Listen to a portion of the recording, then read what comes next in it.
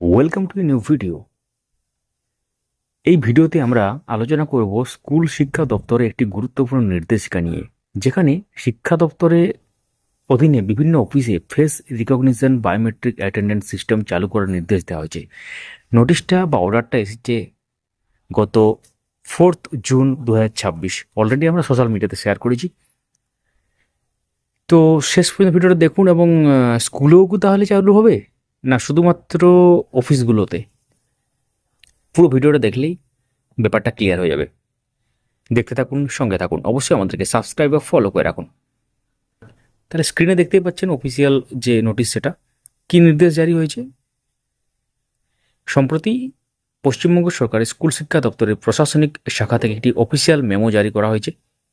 এই মেমোটি 4 জুন 2026 তারিখে প্রকাশিত হয়েছে। নোটিশ অনুযায়ী অর্থ দপ্তরের একটি নির্দেশিকার ভিত্তিতে শিক্ষা দপ্তরের প্রশাসনিক নিয়ন্ত্রণাধীন সমস্ত অফিসে face recognition biometric attendance system বাস্তবায়নের জন্য বলা হয়েছে। অর্থাৎ ভবিষ্যতে সংশ্লিষ্ট অফিসগুলিতে কর্মীদের উপস্থিতি রেকর্ড করার জন্য মুখের পরিচয় শনাক্তকরণ প্রযুক্তি ব্যবহার করা হতে পারে।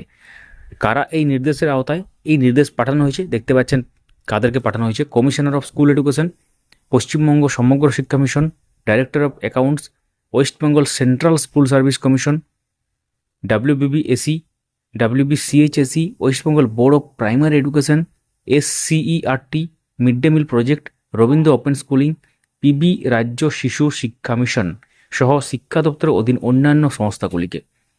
ফেস রিকগনিশন অ্যাটেন্ডেন্স তাহলে কি? ফেস রিকগনিশন অ্যাটেন্ডেন্স হলো এমন একটি প্রযুক্তি যেখানে ফেস স্ক্যান বা মুখ স্ক্যান করে তার উপস্থিতি নথিভুক্ত করা হয়। এর ফলে অন্য কারোর হয়ে হাজিরা দেওয়ার সুযোগ কমে যায়, উপস্থিতির তথ্য ডিজিটালভাবে সংরক্ষিত হয়, প্রশাসনিক স্বচ্ছতা বৃদ্ধি পায়, উপস্থিতি ব্যবস্থাপনা আরও দ্রুত ও আধুনিক হয়। তো শিক্ষকদের উপর কি এর প্রভাব পড়বে? তো বর্তমান নির্দেশে মূলত শিক্ষা দপ্তরের প্রশাসনিক নিয়ন্ত্রণাধীন অফিসগুলিতে এই ব্যবস্থা চালু করা বলা হয়েছে। তবে ভবিষ্যতে এই প্রযুক্তি আরও বিস্তৃত পরিসরে ব্যবহার করা হবে কিনা সে বিষয়ে এই নোটিশে স্পষ্টভাবে উল্লেখ নেই। ভবিষ্যতে আসতেও পারে স্কুলে এলে কেমন হয় আপনারা জানান।